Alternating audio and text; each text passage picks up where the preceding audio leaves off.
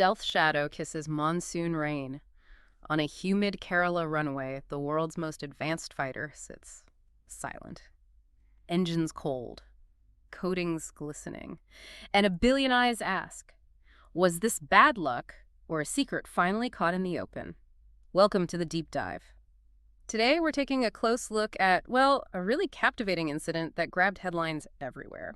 The 5-week grounding of a British F-35B fighter jet down in Thiruvananthapuram, India. Quite the spectacle. Absolutely. We're going to try and unpack what actually failed, why it got stuck there for so long, what it all means, for military tech, and also why another F-35B from the exact same carrier group had a similar issue in Japan right after. Yeah, the timing on that second one was something else. Right. So our mission for you today is basically to cut through all the confusion, the technical details, the geopolitical posturing, and all the crazy internet theories to give you a clear sense of what happened. So let's dive in.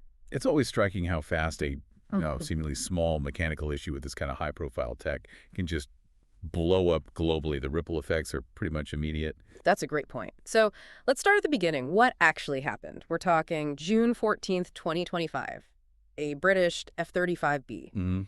Part of Operation High Mast. They were trying to get the UK's F-35B fleet fully operational. Right. Took off from HMS Prince of Wales, the carrier, out in the Arabian Sea. Around 8:50 p.m., right? Yeah, about then. And maybe 30 minutes later, the pilot sends out a distress alert. What was the issue? A combination, actually. Bad weather, running low on fuel, and crucially, a technical snag. Needed to land fast. And India said okay.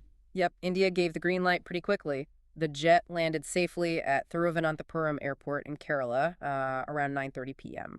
And the Indian Air Force, the IAF, they saw it coming. Oh, yeah. Their Integrated Air Command and Control System, the IACCS network, picked it up, identified it, they cleared it for landing, helped with refueling, logistics, the whole 9 yards. But it wasn't just about fuel, was it? No, not at all. It became clear pretty fast there was a deeper technical problem. Reports started pointing towards the hydraulic system and the auxiliary power unit, the APU. Right, the APU. So what should have been a quick pit stop turned into a marathon. Yeah.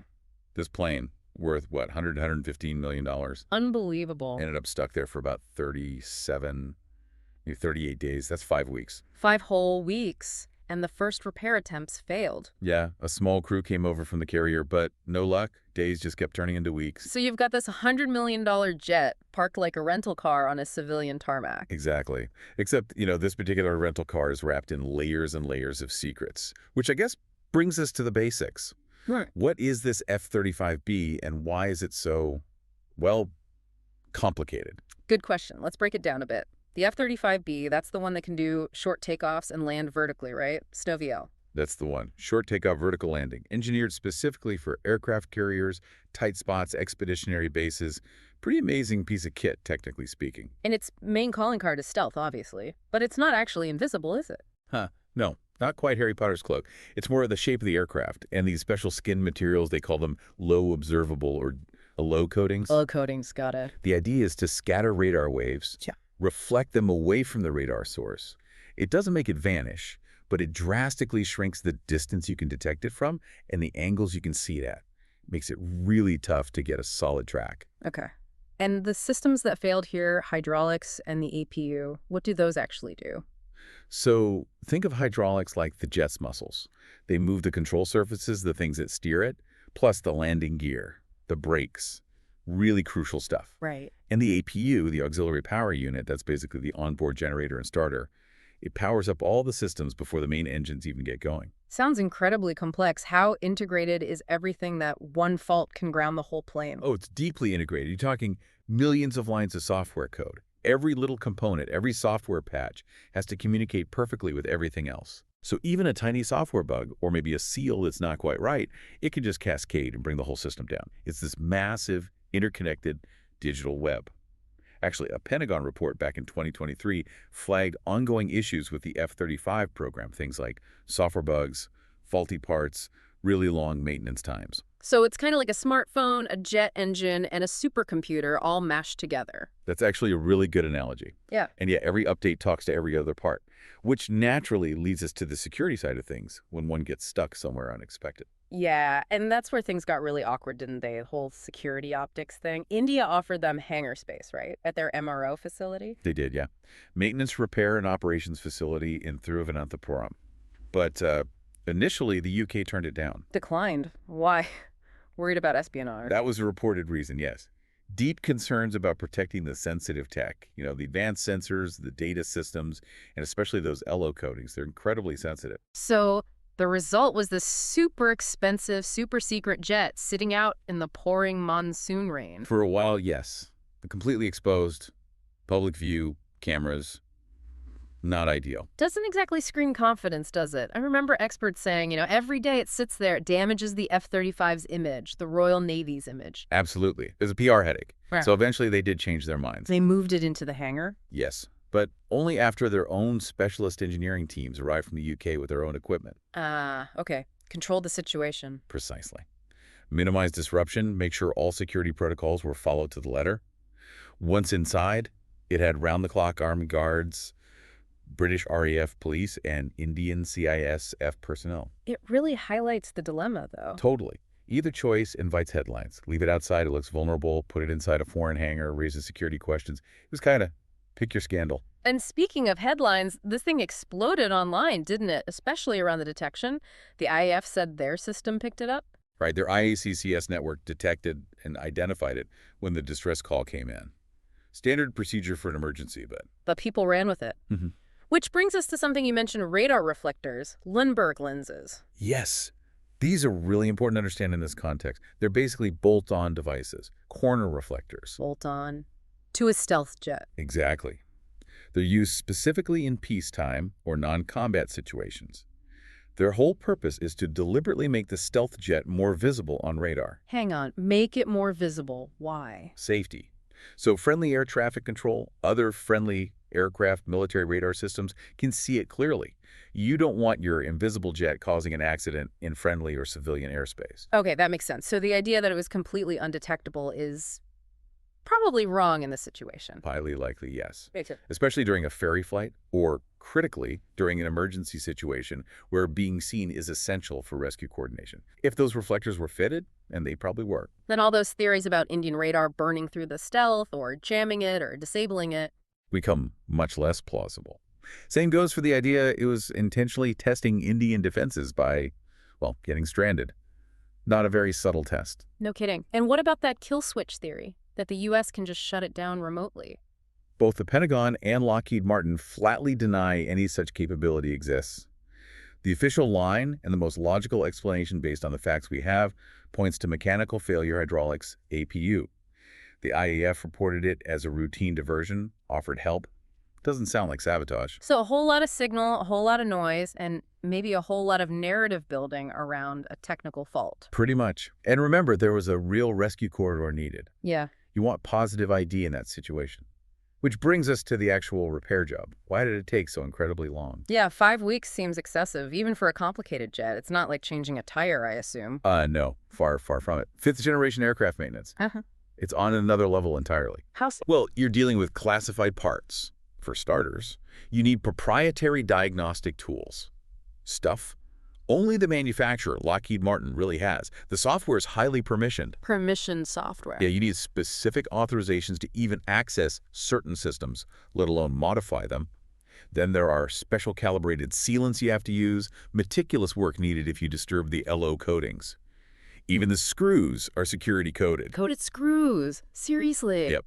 Only specially trained certified engineers, usually Lockheed Martin's own people, can work on critical systems.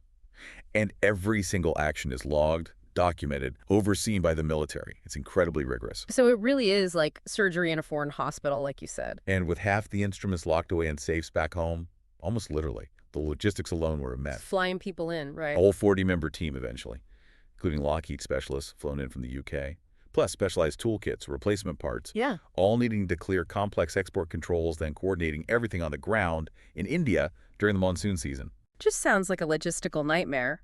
And presumably, India charged for parking all that time. They did. About 26,000 rupees a day, Yeah. which is around $310 USD. Mm-hmm. Initially there was speculation they might have to just take it apart and fly it out piece by piece on a C-17 transport plane. And the UK wasn't keen on that idea at first. No, the Ministry of Defense reportedly thought it was not a good look, especially when they're trying to sell the F-35, potentially even to India.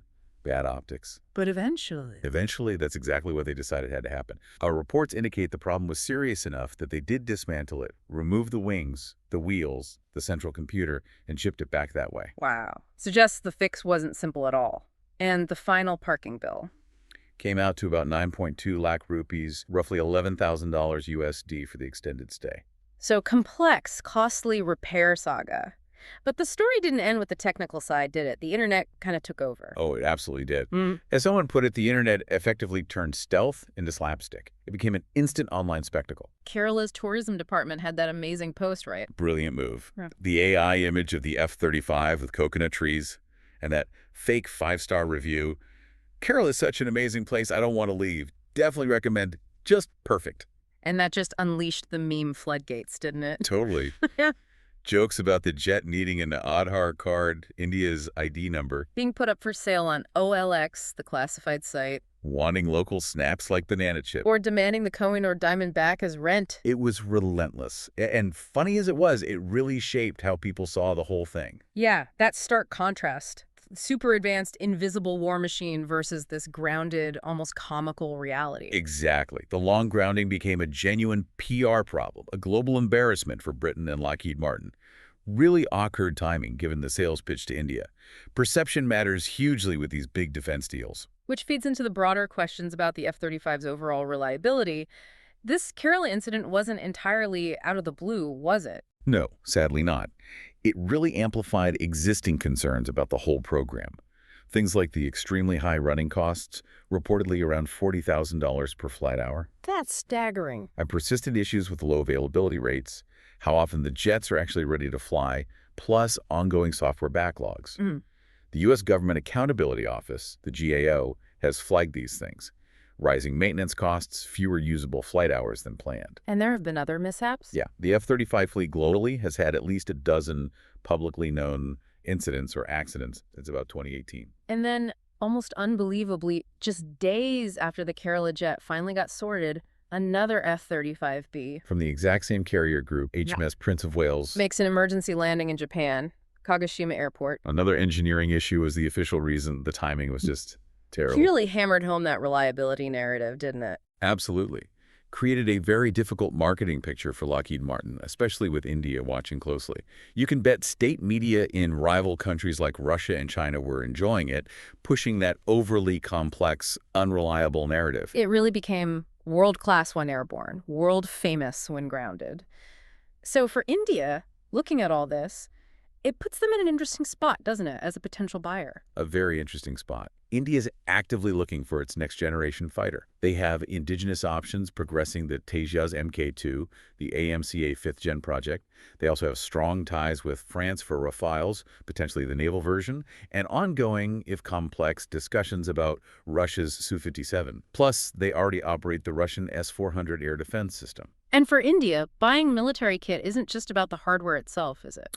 No, that's a key point. Often for India, the real currency is technology transfer, getting access to source code, building domestic industrial capability. It's not just about buying off the shelf. It's about gaining knowledge and control. And the fact their own systems detected the F-35 during the emergency. Yeah, the IAF made a point of highlighting that the success of their IACCS network, it certainly boosted confidence in their own integrated air defense capabilities. You also see things like recent EW and drone deception exercises, Operation Sindoor, sometimes called Sindhu, showing growing confidence in their homegrown electronic warfare and hybrid approaches. Right. So it leads to that question. If you can jam, spoof, or build your own systems effectively, do you still need to buy everything from abroad? Or maybe you buy very selectively and you bargain really hard on the terms, especially tech transfer. Precisely. Which brings us back, I suppose, to the ultimate question here. Was this whole Kerala saga sophisticated spycraft gone wrong, or just really, really bad luck combined with complex tech? What does the simplest explanation suggest? Occam's razor. Well, Occam's razor usually points toward the least complex answer, doesn't it? Generally, yeah. And here, that seems to be a straightforward, if serious, technical failure. Probably hydraulics or the APU, coupled with the immense difficulty and time needed for repairs involving classified tech, specialized teams, and international logistics. The initial handling, the optics, certainly didn't help things, though. The delay in accepting the hangar. Oh, absolutely. The poor optics management, The mixed messages early on, leaving it out in the open, it created a vacuum that speculation just rushed in to fill. And the spy test theory just seems too clumsy, right? Highly unlikely, according to most analysts. Getting your top-secret jet stuck on a civilian runway in plain sight. That's probably the worst possible way to conduct espionage or protect secrets. It instantly turns your high-value asset into a massive liability. The pilot reportedly being reluctant to leave the cockpit initially points more to intense pressure to secure the stranded asset, rather than proof of a covert mission. So, yeah, if it was espionage, it was definitely the clumsiest kind imaginable. Pretty much. Occam's razor strongly suggests maintenance challenges and bad luck, not some kind of midnight caper gone sideways. Yeah. Ultimately, you had a fighter jet designed to disappear, becoming hyper-visible for all the wrong reasons. Stranded, intensely studied, and mercilessly memed. Between the complex physics of stealth and the wild folklore online, there's maybe a harder truth. Fifth-generation air power isn't just about thrust and advanced tech. It's just as much about maintenance, logistics, and trust. And for a country like India, perhaps the core lesson isn't a simple buy or boycott decision regarding the F-35. Maybe it's about leverage. Build what you can indigenously. Bargain hard for the technology you need to acquire, and fundamentally, never outsource your own air sovereignty. That's a powerful thought to end on. Thank you for joining us on this deep dive. Stay curious, try to stay grounded in the facts, and we'll catch you on the next one.